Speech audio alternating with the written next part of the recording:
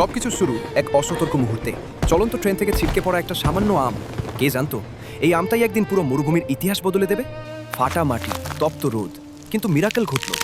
সেই অবহেলিত আটি ঘুরে জেগে উঠল এক নতুন প্রাণ। দূর থেকে এক তোতা অবাক হয়ে দেখল মরুভূমিতে সবুজের ছোঁয়া। সে থামল না, বিন্দু বিন্দু পানি এনে বাঁচিয়ে রাখল সেই চারাকে। তোতার ভালোবাসায় সেই চারা আজ বিশাল আম গাছ। ধু ধু প্রান্তরে সে যেন একাই রাজত্ব করছে। কিন্তু সুখ সইল না। একদল সাদা বানরের অতর্কিত আক্রমণ।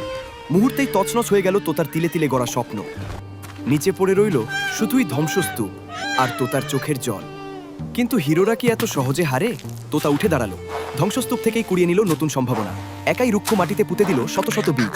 শুরু হলো এক অসম লড়াই। 1 থেকে 10, 10 থেকে 1000। তোতার জেদ পাল্টে দিল প্রকৃতির নিয়ম। মরুভূমি আজ আম বনের রাজ্য। হাজারো পাখি আজ সেখানে মেতেছে উৎসবে। শুধু একা বসে সেই নায়ক, তার সৃষ্টি আজ সার্থক। কিন্তু আক্ষেপ একটাই, একটা আম মরুভূমি বদলাতে পারে, কিন্তু আপনাদের মন কি বদলাতে পারবে না? বন্ধুরা, এই তোতার হার